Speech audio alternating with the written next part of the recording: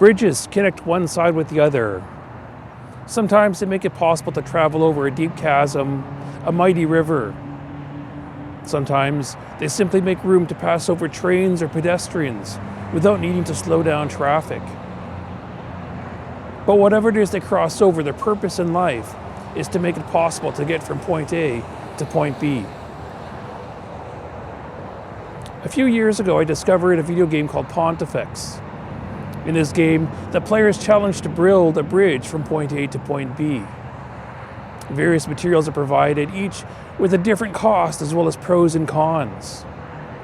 Building a bridge in Pontifex is all about managing your budget and still constructing a bridge that can survive the virtual train which travels over it. I think I learned a great deal about bridges in these hours of playing the game, balancing budget, tweaking the design to be just strong enough to survive. And in some cases, sacrificing the life of the bridge, knowing that it only had to survive the train passing just a few times. Oftentimes, the least expensive bridge would fail shortly after the last train passes. But as long as it lasts just long enough, that's all that matters.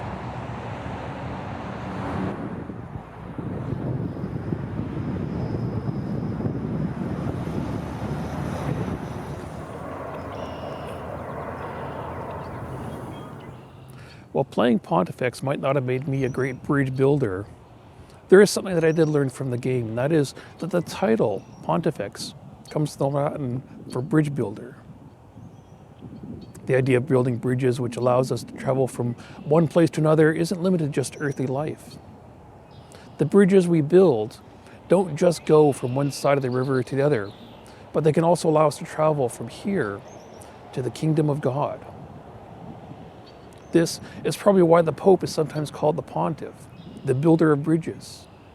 The Pope intercedes on behalf of the people and acts as a pathway to God. And while they weren't called pontiffs or pontifices, the temple priests in ancient Israel performed similar functions. They would accept sacrifices and offerings and intercede on behalf of the people in order to build a better relationship with God. God, though, had other plans for the people of earth.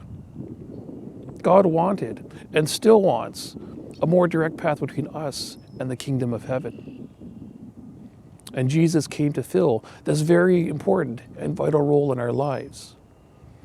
Jesus, through his life and ministry, taught us how to act and carry out our lives in the ways of God.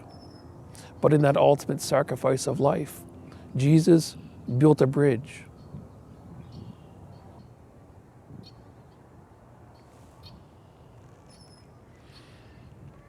Looking out over a fast-flowing river, we know that there's no way that we can go safely from point A to point B, crossing over, without being swept away. Faced with a deep chasm, there's no possibility we can get to the opposite side.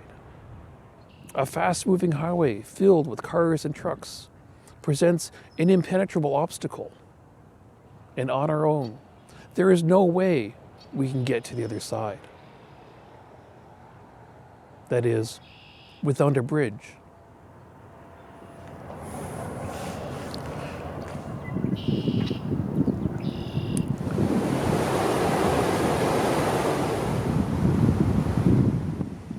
Jesus' sacrifice builds the ultimate bridge between us and God. The sacrifices and rites of the ancient Israelites may have created small, temporary bridges, but they were fragile and short-lived. They provided just enough to make it from one side to the other, but sometimes at great risk. But the bridge that Jesus builds is everlasting and is open to travel for everyone. There's no restriction on who can pass. It's not a one-time bridge, but it's built not for an individual, but instead for everyone.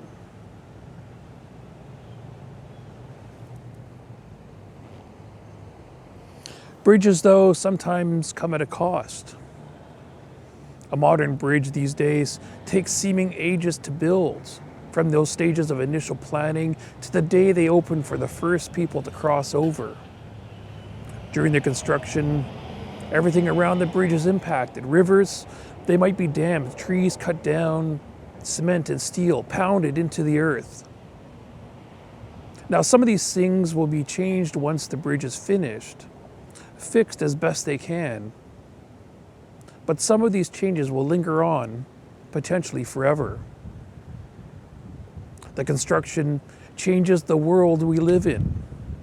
Even long after the bridge has disappeared from the land, remnants and memories still linger behind. The bridge, which Jesus built for us, has come at an even greater cost. The life of Jesus on earth ended just for us. The pain and humiliation suffered during those last days continues to linger and haunt us, sometimes in ways that we cannot even imagine.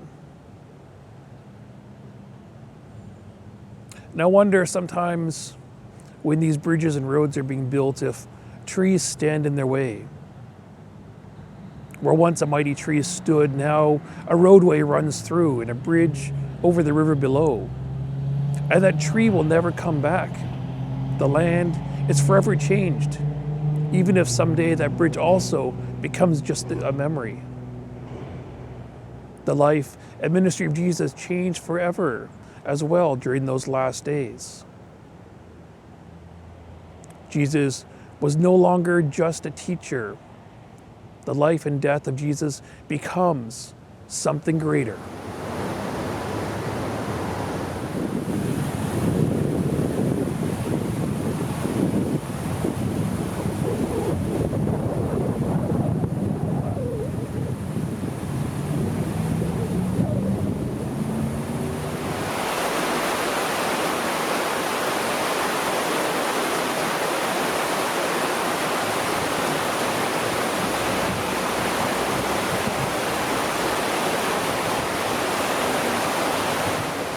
In the movie Twister, the heroes take shelter under a bridge to avoid the tornado which threatens them.